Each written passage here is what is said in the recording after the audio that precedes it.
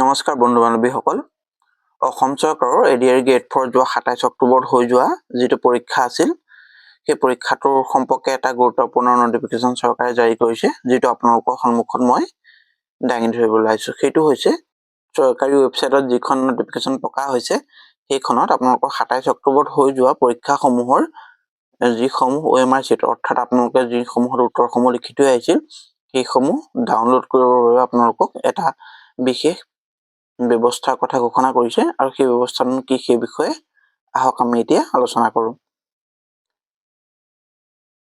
This is for information of all the candidates who have appeared in the Assam Direct Recruitment Examination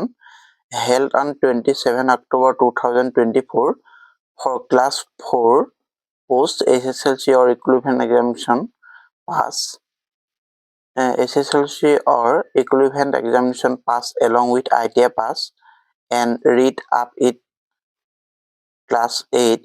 that an online portal will be made live for downloading of soft copy of OMR sheet from 13 November 2024 at 11:30 a.m. to 13 November 2024 and the link of which will be available in the website of Assam State School Education Board www.site.sevaonline.org.in gov of Assam www.assam.gov.in অৰ্থাৎ এই যিখন notification ইয়াত প্ৰকাশ কৰা হৈছে যে 27 অক্টোবৰ হৈ যোৱা গ্ৰেড 4 আৰু ITI পাছৰ বাবে যিখিনি আপোনালোকৰ পৰীক্ষা অনুষ্ঠিত হৈ গল এইসমূহৰ যিসমূহ OMR আপোনালোকে পৰীক্ষা লিখিছিলে সেই OMR সমূহ আপোনালোকে ডাউনলোড কৰিব পাৰিব আৰু ইয়াত দুটামান ওয়েবসাইট দিয়া আছে This portal will facilitate interested candidate to obtain the scanned copy of their OMR answer sheet on payment of Rs50 আৰু ইয়াৰ বাবে আপোনালোকে 50 টকা পেমেন্ট কৰিব লাগিব অৰ্থাৎ এই যেটো ওয়েবসাইটত গৈ আপোনালোকে 50 টকা পেমেন্ট কৰিলে আপোনালোকৰ OMR sheeতৰ সফট কপিটো ডাউনলোড কৰিব পাৰিব আৰু ইয়াৰ বাবে আপোনালোকৰ পাসওয়াৰ্ড ক্যান্ডিডেট এপ্লিকেশন আইডিটোই হ'ব মানে ইউজাৰ নেমটো আৰু পাসওয়াৰ্ড হ'ব ক্যান্ডিডেটৰ ওন পাসওয়াৰ্ড অৰ্থাৎ আপোনালোকে ফৰ্ম ফিল আপ কৰোতে যি পাসওয়াৰ্ড প্ৰদান কৰিছিল সেইটোই হ'ব